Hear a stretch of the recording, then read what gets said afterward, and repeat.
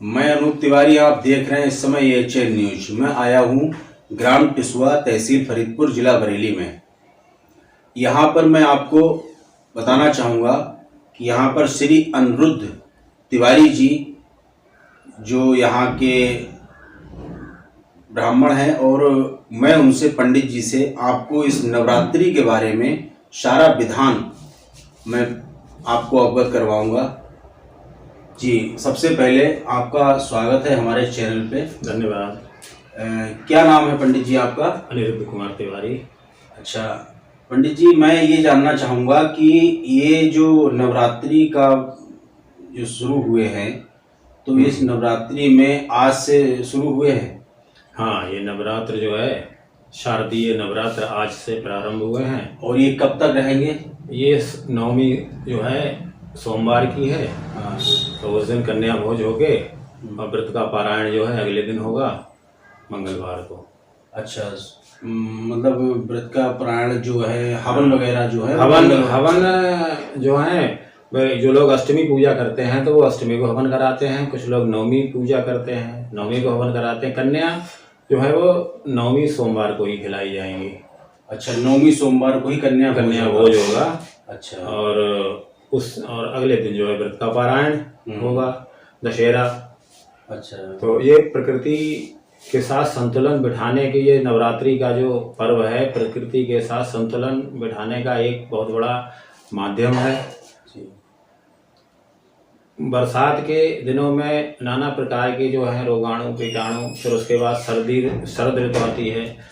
तो ये 9 दिन का जो उपवास है, माता शक्ति का जो उपासना है, उपासना पद्धति है, इस माध्यम से व्यक्ति, एक वैज्ञानिक कारण ये है कि ये स्वयं को निरोग रखने का भी एक माध्यम है। व्रत से व्यक्ति निरोग रहता है। दूसरी चीज, अध्यात्म की दृष्टि से अगर देखते हैं तो माता का आगमन, माता दुर्गा का आगमन, कहते हैं कि ये 9 दिन पृथ्वी पर विचरण करती हैं अपनी शक्तियों के साथ। तो उनकी जो उपासना की जाती है वो बहुत फलित होती है, और साधक जो हैं, उपासक जो हैं, उनको उनका वरदान प्राप्त होता है, कृपा आशीर्वाद प्राप्त होता है, जो इस व्रत को रखते हैं।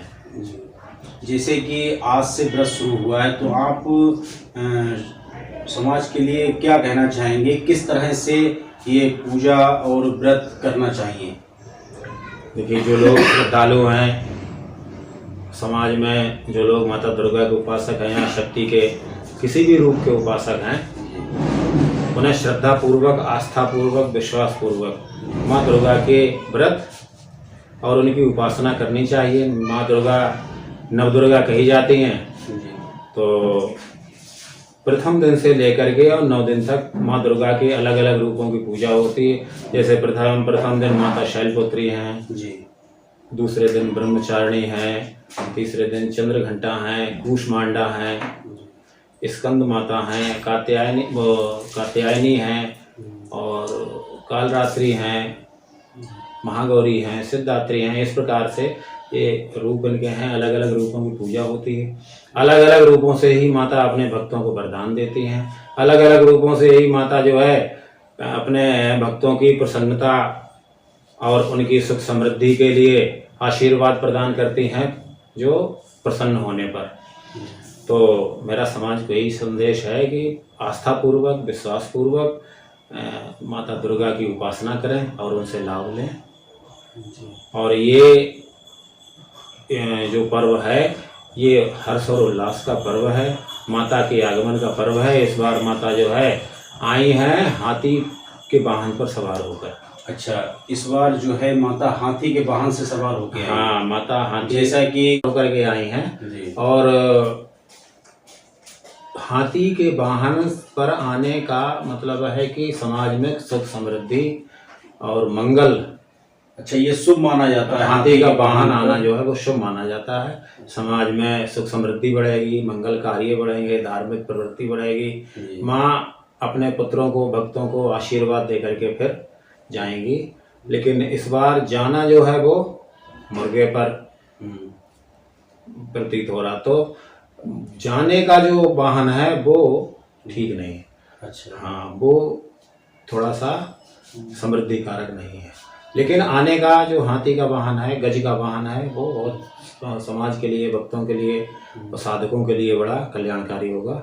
और इस बार के जो शारदीय नवदुर्गा हैं वो सभी के लिए कल्याणकारी हों, मंगलकारी हों, माता की उपासना करें, यही मैं समाज से कहना चाहूँगा।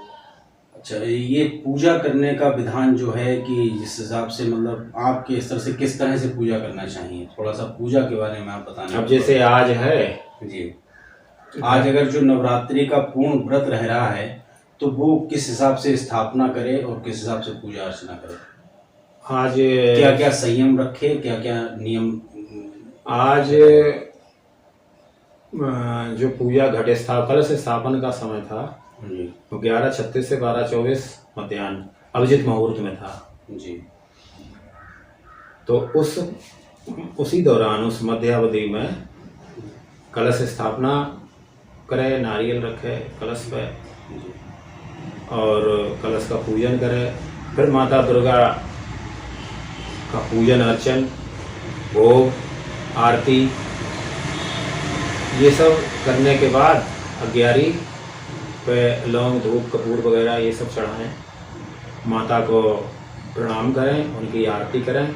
जो भी करें वो पूर्ण श्रद्धा और भक्ति भाव से करें और 9 दिन तक संयम पूर्वक जीवन व्यतीत करें। अगर पूरे व्रत रख रहे हैं जी तो भूमि शयन करें अथवा तखत है या चौकी है उस पर, हाँ, मतलब चारपाई पे नहीं लेटना, चारपाई पे लेटना नहीं चाहिए, चप्पल वगैरह। हाँ, और ये छोरकर्म बाल वगैरह जो है, दाढ़ी वगैरह ये नहीं बनवानी चाहिए। अच्छा, दाढ़ी बाल वगैरह नहीं बनवाने चाहिए। अच्छा, जो व्रत रहता है 9 दिन तक वो चप्पल भी ग्रहण ना करें, है ऐसा है? हाँ, घर में अगर छोड़ पाए पादुका तो छोड़ दें, बाहर तो अब आना जाना रहता है समाज, थोड़ा हर आदमी घर में बंध के नहीं रह सकता जी। व्रत भी रख रहे हैं, कार्य भी करना पड़ता है, तो फिर नंगे पैर बाहर तो नहीं जा पाएंगे, लेकिन घर में थोड़ा बहुत रह लें और संयम पूर्वक ब्रह्मचर्य का पालन करें, भूमि शयन करें और यथासंभव कम बोलें। जो अगर पूजा कर रहे हैं, उपासना कर रहे हैं, यथासंभव कम बोलें, क्रोध का परित्याग करें, दिन में जो है नींद ना लें।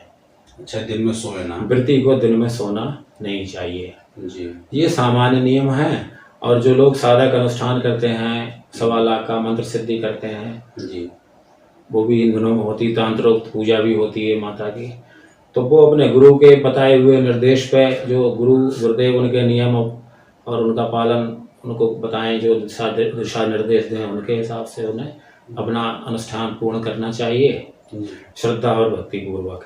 तो इस तरह से अगर हम पूजा करते हैं तो निश्चित ही माँ दुर्गा या माँ दुर्गा के किसी भी रूप की हम आराधना करते हैं तो उनका हमें आशीर्वाद प्राप्त होगा, कृपा प्राप्त होगी। अच्छा गुरुजी, खाने के बारे में आप बताना चाहेंगे कि जो उपवास रखते हैं वो किस चीज़ का सेवन कर सकते हैं और किस चीज़ का नहीं? देखिए, आपके चैनल के माध्यम से मैं ये कहना चाहूँगा कि सात्विक पदार्थ जी और अन्न और नमक रहित। जी। अच्छा, कुछ लोग पंडित जी ये कहते हैं कि जैसे कि सेंधा नमक है, सेंधा नमक खा के जो व्रत रखते हैं, क्या ये उचित है? अब जैसे किसी का ब्लड प्रेशर है लो या हाई हो जाता है, जो डॉक्टर के सुपरविजन में दवा वगैरह ले रहे हैं, तो अगर वो 8-9 दिन तक ये मीट, कोई शुगर पेशेंट भी हैं और वो भी माता के प्रति श्रद्धा रखते हैं जी, तो उन्हें तो फिर उस हिसाब से अपना जो उनका शेड्यूल है उसको फॉलो करना पड़ेगा। बाकी जो स्वस्थ हैं, जिन्हें कोई दिक्कत नहीं है, उन्हें कायदे में फलाहार ही करना चाहिए। जो स्वस्थ हैं और ठीक ठाक हैं, किसी प्रकार की कोई दिक्कत नहीं है, तो वो फलाहार से ही फलाहार करें। नमक और अन्न तो वैसे ही नहीं खाते हैं, नमक का भी परित्याग करें, चाहे सेंधा हो चाहे कोई हो, नमक तो नमक ही होता है जी। और फलाहार से ही अपना व्रत रखें और निष्ठा पूर्वक माता को याद करें, उनसे अपने कष्टों की मुक्ति की प्रार्थना करें। माता बड़ी दयालु है, पुत्रों के प्रार्थना को, पुत्रों के आर्तनाद को बहुत जल्दी सुनती हैं और बहुत जल्दी कृपा करती हैं। अच्छा, जैसे कि ये आज से ये नवरात्रि शुरू हुए हैं, तो ये कितनी तारीख को हवन किया जाए जो शुभ है, शुभ मुहूर्त में कितनी तारीख को हवन होना चाहिए और कन्या भी उसी दिन होना चाहिए या किस तरह से? नवमी 23 तारीख की पड़ेगी, 23 तारीख को सोमवार की। हाँ। तो हवन नवमी को करें और कन्या उसी दिन कन्या भोज करें। अच्छा, कन्याओं को वस्त्रालंकार से सम्मानित करें, उनको 23 तारीख को 23 को, हाँ, और उन्हें विविध अलंकारों से सम्मानित करके दान दक्षिणा दें। उन्हें रुचिपूर्वक उन्हें जो भी भोजन है वो कराएं, मिष्ठान्न दें, फलदान करें, चरण स्पर्श करें और इस तरह कन्या भोज करेंगे तो भी माता का आशीर्वाद प्राप्त होगा। 23 तारीख सोमवार को। हाँ, 23 तारीख से। जैसा कि मैं आपको बताना चाहूँगा कि आज से नवरात्रि शुरू हैं और 23 तारीख सोमवार तक 9 दिन ये उपवास रह जाएंगे और पंडित जी का कहना है कि 23 तारीख सोमवार को ही हवन करवाएं और कन्या भोज जो है वो 23 तारीख को ही किया जाएगा। अच्छा, और क्या जानकारी देना चाहेंगे पंडित जी आप समाज के लिए? तो समाज के लिए ये है कि माता दुर्गा की उपासना करें, जिस रूप की भी चाहते हैं। भक्ति से अपने आत्म संयम को बनाए रखें, भक्ति और श्रद्धा और धर्म से जुड़ें, सभी के कल्याण की भावना मन में रखें। जगदम्बा के साधक जो हैं, सबसे पहली बात तो यही है कि जो जगदम्बा के साधक होते हैं सबसे पहले वो परमार्थ की बात ही सोचते हैं। तो दूसरों के कल्याण की भावना अगर मन में रखेंगे तो माता उनका कल्याण स्वयं ही करती रहेंगी। ऐसा सरस्वती का भी आदेश है, गुरुजनों का भी आदेश है। तो इस प्रकार से समाज में सभी लोग अपने समरसता से और आत्मीयता से, भाईचारे से, भक्ति, श्रद्धा, आस्था, निष्ठा से ये पर्व को हर्षोल्लास के साथ मनाएं, यही मेरा समाज को अच्छा संदेश पंडित है। जी, मैं जानना चाहूँगा कि कौन से ऐसे व्यक्ति हैं कि जो व्रत नहीं रख सकते हैं नवरात्रि में, जिस तरह की जैसे बच्चे या कौन से समय पर आदमी को व्रत नहीं रखना चाहिए जो अनुचित है? ऐसा देखो, वैसे तो माँ दुर्गा के सभी संतानें हैं और सभी को व्रत रखने का अधिकार है, लेकिन शास्त्रों में ये कहा गया है कि बालक, वृद्ध, जो ज़्यादा वृद्ध हैं और रोगी, जी, इन 3 लोगों को छूट मिली हुई है। ये अगर शरीर अक्षम है, शरीर उस योग्य नहीं है, व्रत नहीं कर सकते हैं, जो बहुत ज़्यादा छोटे बच्चे हैं, बहुत ज़्यादा वृद्ध हैं जो अपना कार्य स्वयं नहीं कर पाते हैं, तो ऐसे तीन कैटेगरी के जो हैं इनको व्रत में छूट मिली हुई है। ये ना करें तो भी कोई बात नहीं, मन से अगर स्मरण करते हैं माँ दुर्गा का तो भी इन लोगों को आशीर्वाद प्राप्त हो जाएगा। और बाकी सभी लोगों को व्रत करने का अधिकार है और माँ तो सबकी हैं और सब पे वो समान रूप से कृपा करती है। जैसे कि पंडित जी ने बताया है कि अगर बाल अवस्था में हैं और कुछ रोगी भी हैं और कुछ वृद्धावस्था में हैं जिनकी स्थिति नहीं है, तो वो व्रत ना रहें और उनको ऊपर माँ वैसे ही कृपा करेंगी, उनका स्मरण करते रहें। और जैसे कि ये प्रारंभ और अंत का, समापन का पंडित जी ने जो समय बताया है, तारीख बताई है कि 23 तारीख सोमवार को हवन होने के बाद में कन्या भोज होगा। कन्या भोज करा के और माता को विदा करें। बहुत बहुत धन्यवाद आपका पंडित जी, आपने कीमती समय हमारे चैनल पे दिया। धन्यवाद आपको भी, आपके चैनल को भी, कि आपके चैनल के माध्यम से मेरे विचार समाज तक व्याप्त होंगे और लोगों को सही राह मिलेगी। धन्यवाद। जय माता। जय माता।